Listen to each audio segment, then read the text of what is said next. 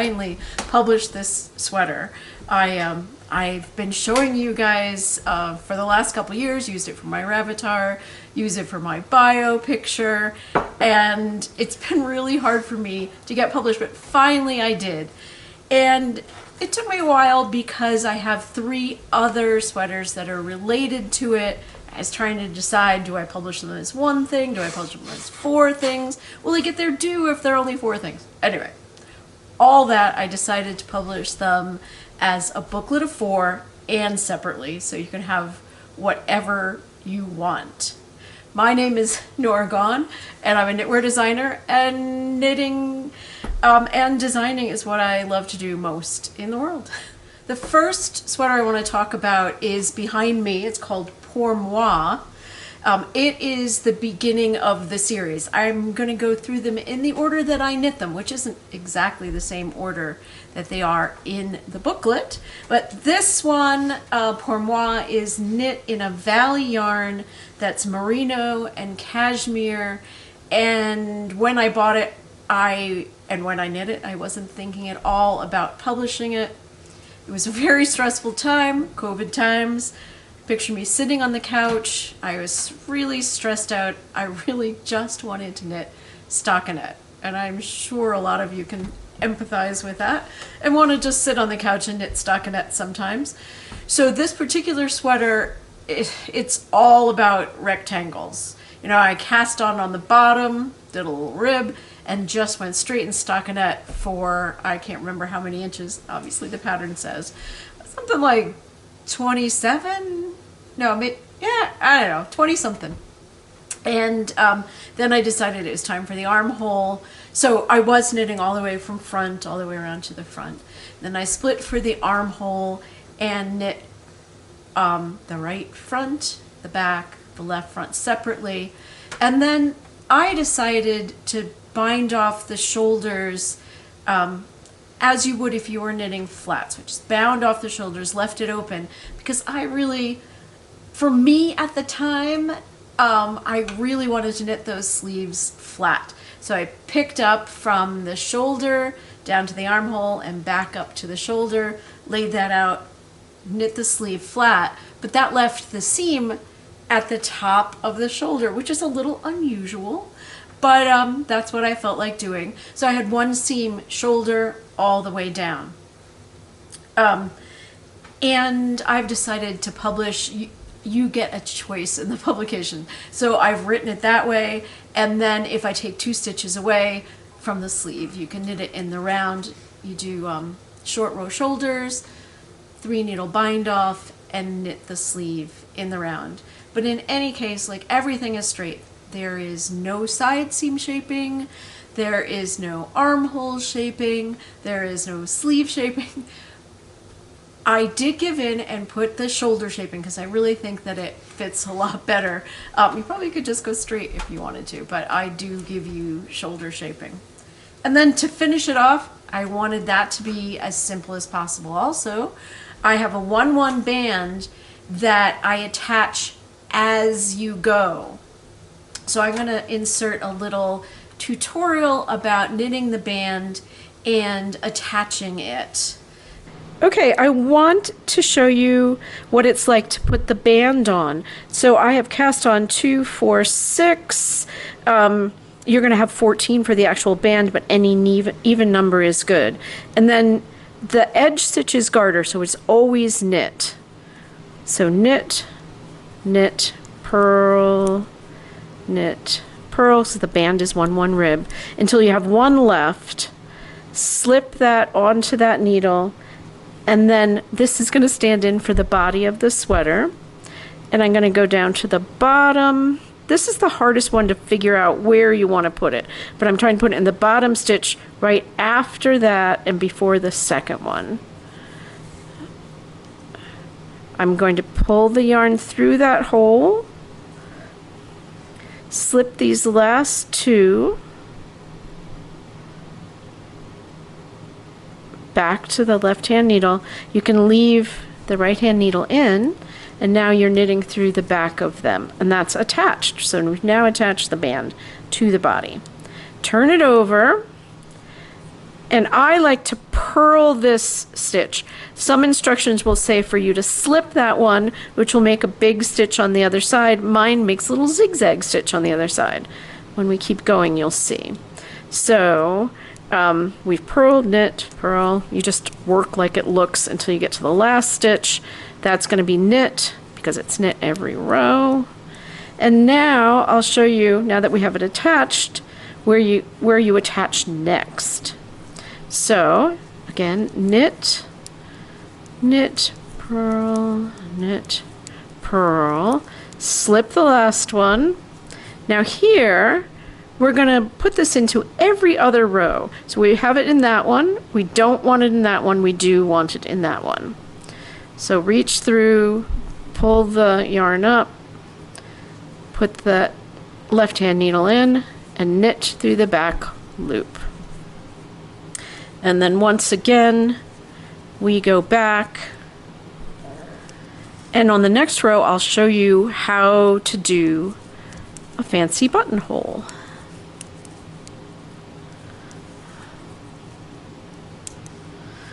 Okay. Okay, let's go back to the yarn I used when I was buying this for myself and not thinking about publishing. I bought yarn that was already being discontinued. So now, of course, that was, I don't know if I said that, but that was 2020 when I knit this sweater, and now it's 2025. They, at Valley Yarns, have like maybe 1 or 2 colors left of this. They definitely don't have the gray. So I wanted you to have a substitute, to be able to say in the pattern that there is a substitute. So let's show you the original yarn. This is the original yarn, the Valley Merino and Cashmere. And then I went to Barocco and I was looking. This is not a full ball, this is just a weeny bit that's left over. The ball's really about the same as the other one. This is a yarn called Millstone Tweed that, instead of having cashmere, has some viscose and a little bit of nylon in it. And it makes a really good substitute. Like, look how close this is. It's a little bit lighter, like the garment will be a little bit lighter, but I thought it was a really good substitute. And it comes in like 30 colors. It comes in a really nice color range. The other thing I want to do while we're still on this sweater is insert a little tutorial about the cast on, because I use a knit one, purl one cast on. I guess in my mind I thought this thing is so simple, I want to have a little bit of fanciness, so I use the knit one, purl one cast on, but then I go straight into 2-2 rib. And some people do this manipulation thing to make the 1-1 into 2-2, which I think, well, I used to think was a little fussy. But I'll show you that it really does look good, just the 1-1 into the 2-2. And maybe on another sweater in the future, I'll show you the manipulation thing, because it's really not that hard, truth be told. Alternating cable cast on. First, making a slip knot. I'm not going to really tell you how to do that, but... And then putting one on long tail. I use the tail on this side. And then the important part, you put that in your left hand, and now we're going to knit the first stitch on by going in between the 2 stitches, in between, wrapping around, pulling through as if to knit, pulling up and putting on the needle. Now some people do twist it then. I tend not to, but I think it's good either way, just stay consistent. Now we've knit that one on, we're going to purl the next one on, bring the yarn forward, go in from the back in between those 2. Wrap the yarn around as if to purl, bring it to the back, put it on. And I'm going to keep doing that, knitting one on and purling one on until I get like 10, 12 stitches. Let's see what we got.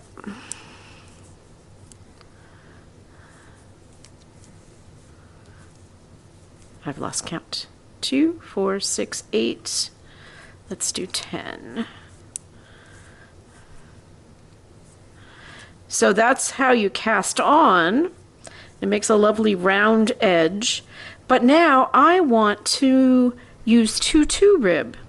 So there is a fancy way of manipulating these so they become 2/2, but it's not really necessary, and I like the simple way of just starting in on 2/2.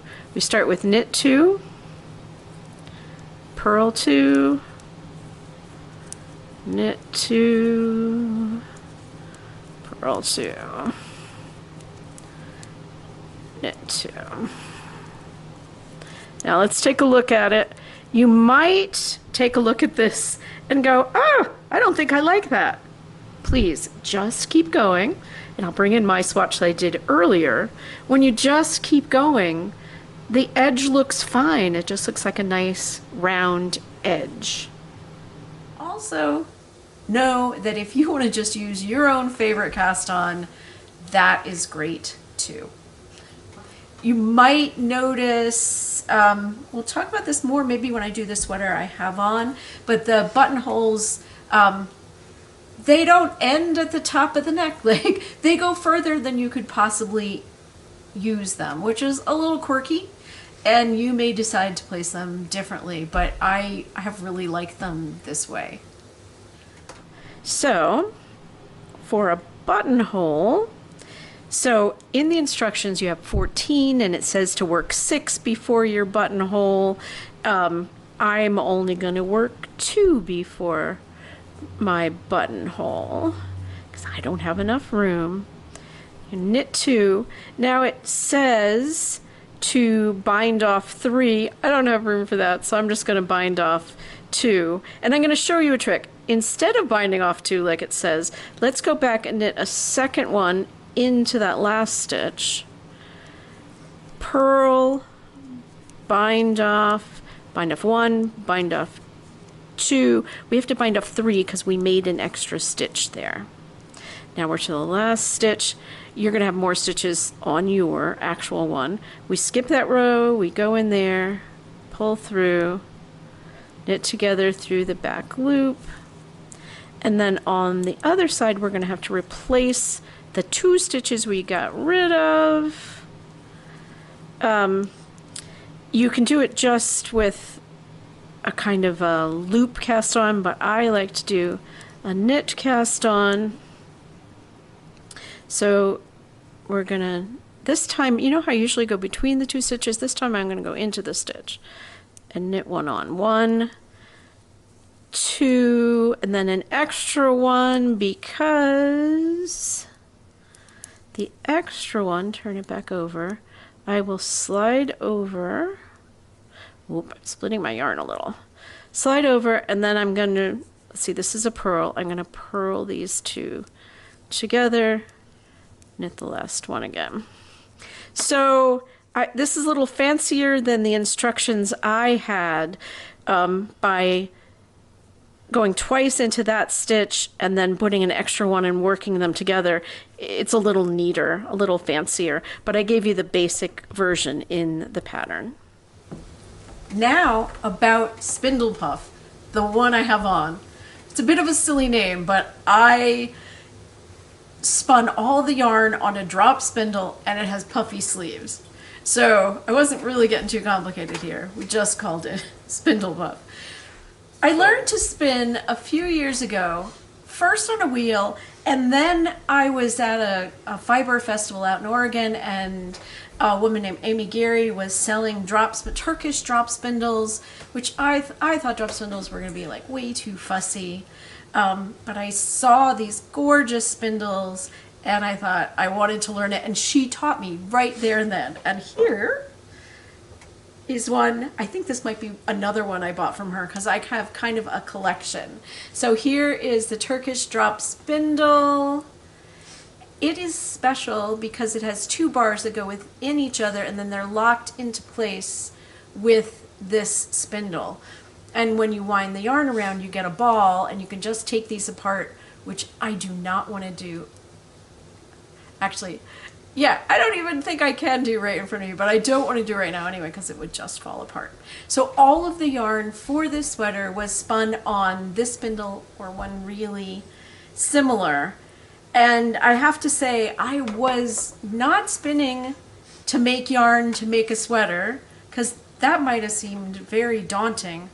I was spinning because I really wanted to be spinning. Like, that's when fidget spinners were in at the time, and I'm thinking, this is just like fidget spinning, except I'm getting yarn. Like, so I had piles of all these kinds of roving and pre-dyed fleece that I was buying, and these are just a few examples. I don't have, well, I have one that's kind of multicolor, but you can picture I joined a fiber club and I had all these multicolor things to spin with. They're great to spin with because you end up spinning in stripy multi things. And the funny thing was, of course, that I almost always knit in plain colors. My specialty is cables and texture, and I don't like a lot of color going on, but spinning in color is amazing.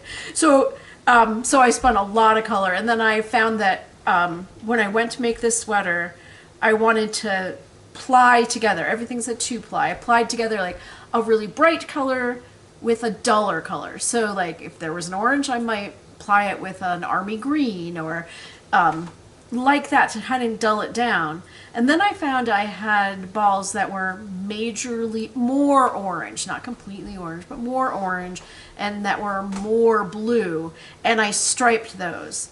So I didn't write anything down, I just striped however I wanted to. I used the cool trick, so I'm on a big long double pointed needle, and if I wanted to just have one stripe of a color, I would leave that yarn at one end and go and join yarn at the other end. So you can do one stripe instead of always having 2, 4, 6, which we like to do when we're striping usually.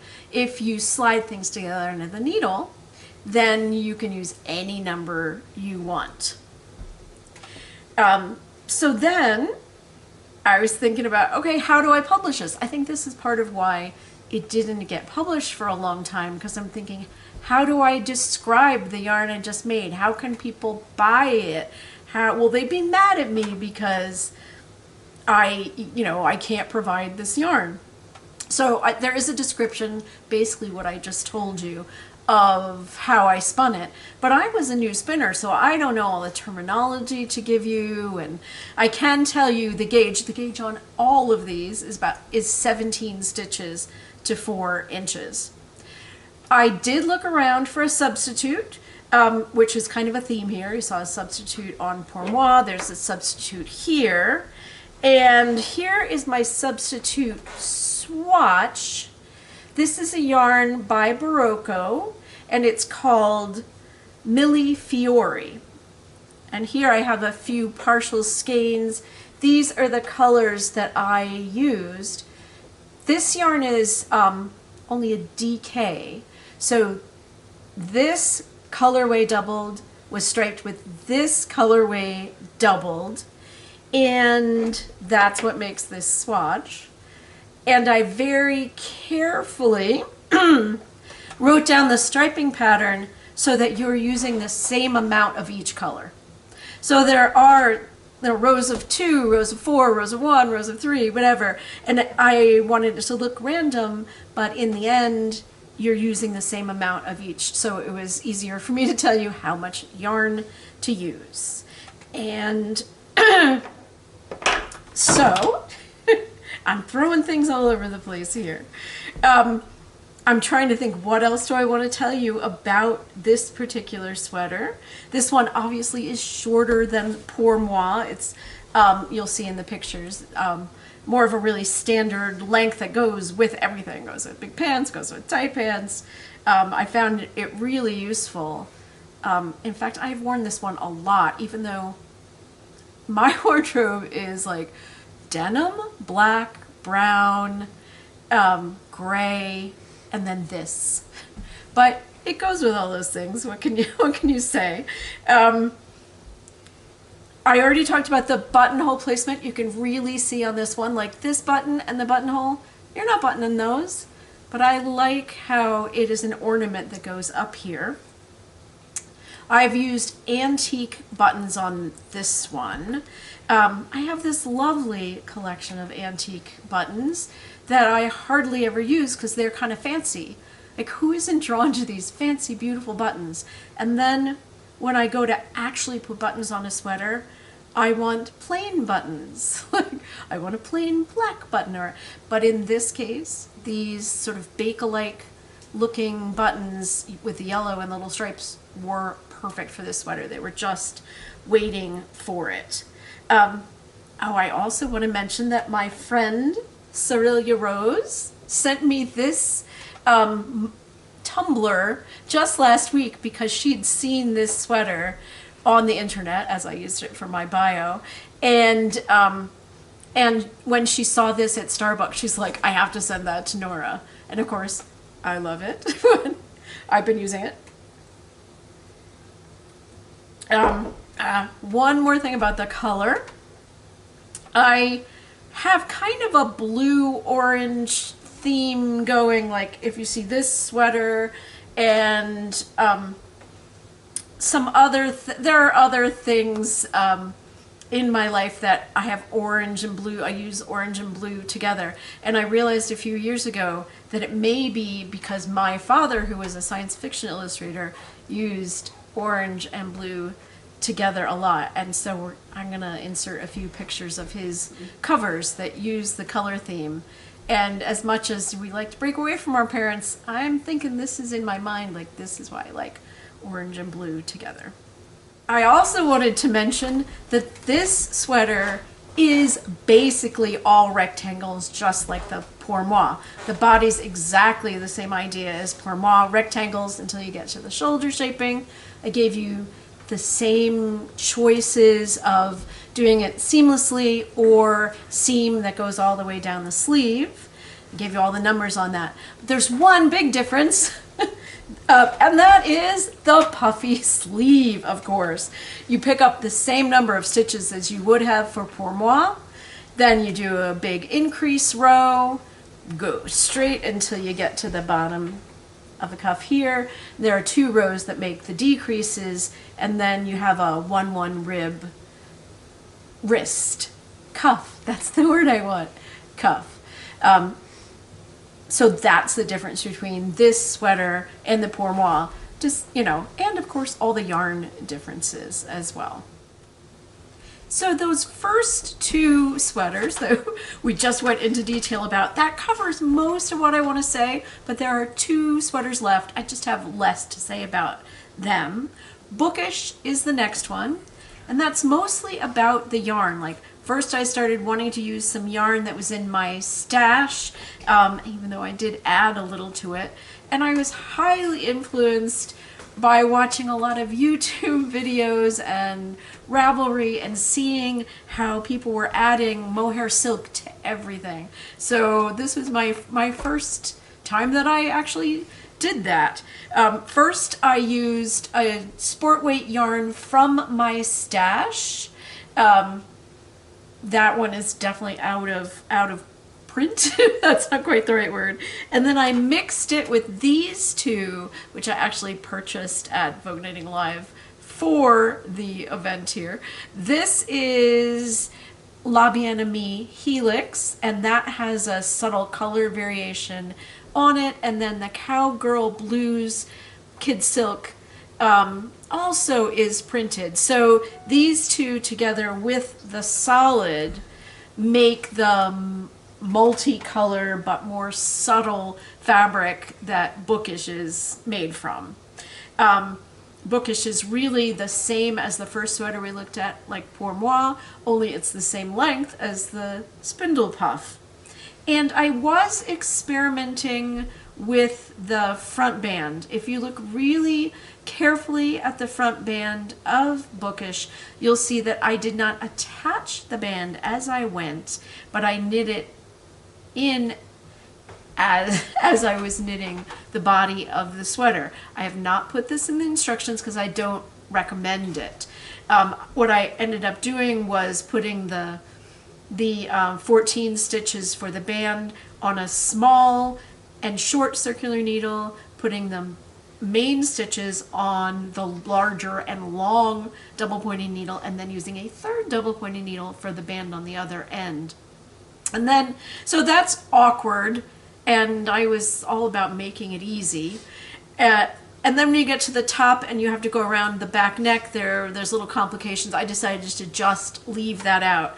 You can maneuver that yourself if you'd like to. But you can see that it's smoother. When we look at the picture, you can see that it's smoother where the band meets the body. But really quite a pain, I felt. One more thing about the sleeve length, and this really applies to all the sweaters, especially Pour Moi and Bookish. I knit these to fit me, and I am 5 feet tall, and I do not have the longest arms. So measure yourself from the center of the back neck to your wrist to see what length you're going to want total, so that, you know, half of the width of the back plus the sleeve total. But it sort of miraculously looked good on me and on the like 5'8", 5'9" model. So there is some stretchiness involved. And that kind of brings me to talking about sizing too. I'm recommending quite a bit of extra ease. For one thing, the fronts are a little bit smaller than the back. And also because I really enjoy this sizing of it being 8 to 12 inches oversized. I weighed a little bit less a few years ago. The sweaters looked great. I think about 40 pounds more right now, and they still look great. And I really appreciate that. Something having longevity. If I gain 20 pounds, I will still look good in this sweater. So it's very flexible. So that's true for all 4 of these sweaters. For the last one, Iany, I knit this one knowing I was going to publish. So this is the first one that I knew I was going to publish, and I paid attention to yarns that you could actually get. And I decided to try Hobie yarn, and I bought their kind of yarn called Divina. It's a blown-in yarn. It's soft and fuzzy. It's still getting the 17 stitches to 4 inches, but it makes an enormously light garment. I will reach forward and find it for you. Here. I've ripped the buttons off of these, so I was trying not to show you the fronts. Here, you can see the big sleeve. This is very much like Spindlepuff. It ended up being a little bit shorter than Spindlepuff, but the sleeves are the same. I was testing out the pattern to make sure it looked good in other things, and that it looks good in a completely different kind of yarn. So here you've seen my 4 different sweaters, and like I said in the beginning, you can buy them separately, you can buy them together. It's a really good deal to buy them together and mix and match all the elements of them to make them your own. See you in the next video.